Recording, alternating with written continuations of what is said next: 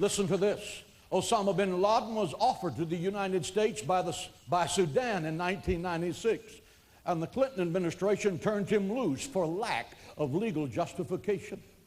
This is how you act when stupidity is treated as a virtue. Mortal enemies are dealt with not as enemies of the state, but as the oppressed and as the abused. Bill Clinton flattered himself as looking beyond such mundane problems to the grander global vision of global warming and migration of spotted owls and gays in the military, because that was important to him. On 9/11, the politically correct illusions of America were shattered as our stupidity cost us the lives of 3,000 American citizens in the Twin Towers in New York City and the Pentagon. Now we recognize that the central problem of the 21st century is international terrorism. Not just international terrorism, but international terrorism that has the ability to make nuclear weapons. Weapons of mass destruction are not new. What is new is that the knowledge required to make them is now common knowledge. If you have a good education, a reasonable education in physics, chemistry, or biology, you can make a bomb. Doomsday has been guaranteed. In human history, no weapon of mass destruction has ever been invented that has not been used.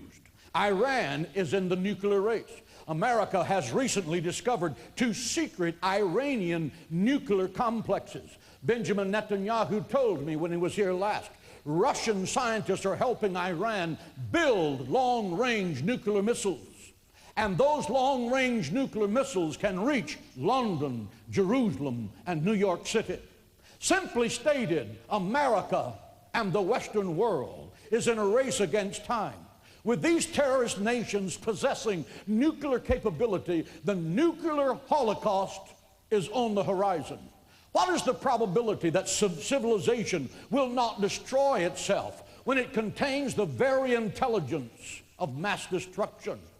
I believe that there will be a nuclear exchange in the next 10 years. And the Bible says that that nuclear exchange is going to happen in the Middle East. It's recorded in Zechariah, the 14th chapter and the 12th verse. And this is the plague. Zechariah saw it in a vision, and he didn't know what to call it, so he called it a plague. And this is the plague which the Lord shall strike the people who fight against Jerusalem. That would be in the Middle East. Their flesh shall dissolve while they stand on their feet, and their eyes shall dissolve in their sockets, and their tongue shall dissolve in their mouths before the body can hit the ground. That is a perfect description of a nuclear blast. An H-bomb reaches 150 million degrees Fahrenheit in a millisecond. That's how your flesh can cook off of your bones before your bones can hit the ground.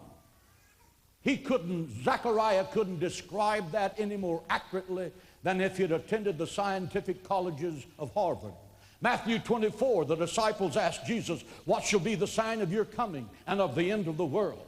The question before America is very large and very simple. Can we and will we, as a civilized humanity, disarm the barbarians who are at the gate and take the nuclear weapons away from them before they destroy humanity, before they destroy America and destroy Israel? Within months, we're going to have a good idea whether the answer is yes or no. President George W. Bush is heroically standing against the world, trying to disarm these barbarians. And I say to you, President Bush, God bless you. You have our prayers and you have our support.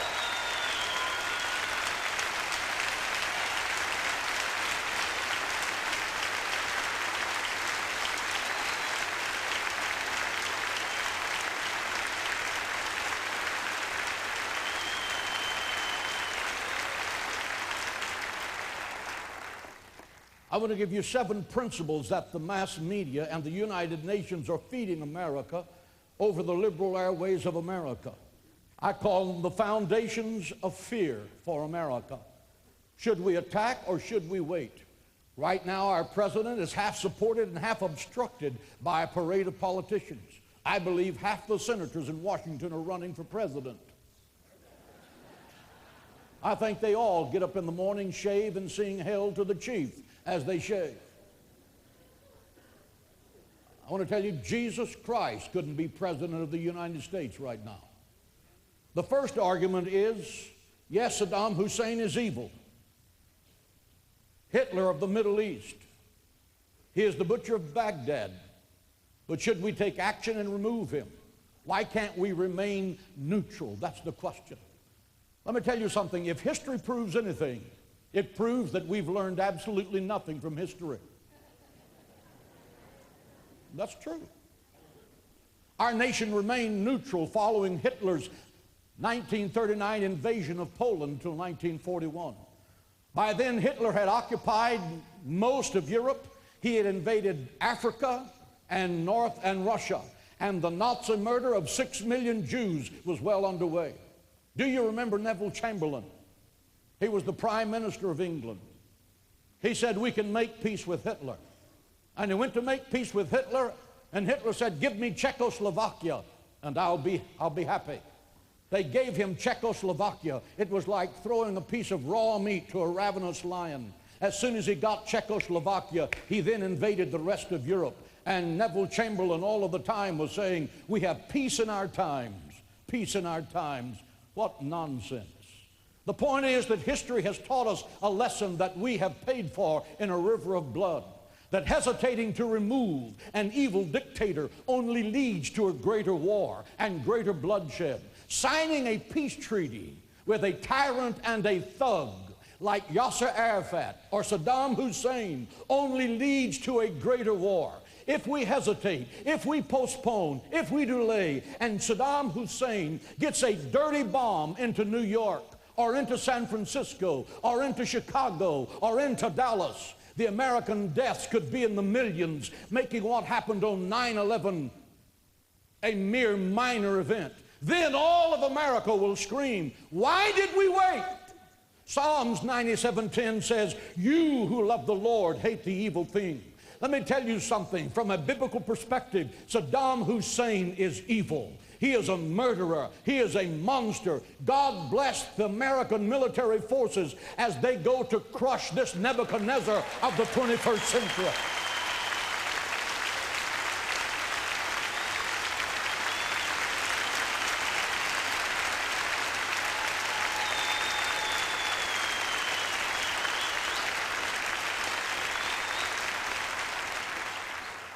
The second argument being presented to the American people from the liberal media is, quote, we can't attack because we do not have the approval of the United Nations. Let me set the record straight.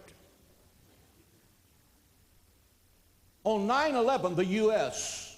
was attacked by 19 Islamic fanatics, killing 3,000 Americans in New York City's Twin Towers and the Pentagon.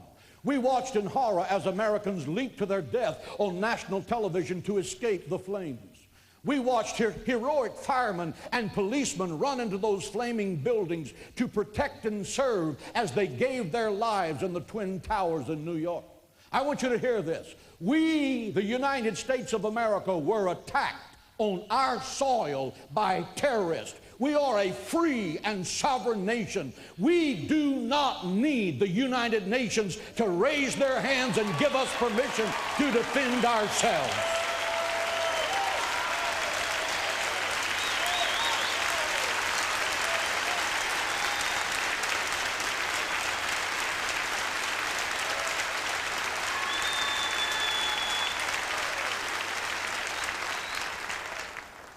If we do not use our freedom to defend our freedom, we will lose our freedom. I'm glad to say America is not a globalist nation. We are the people of the United States, one nation under God, indivisible, united in the service of each other.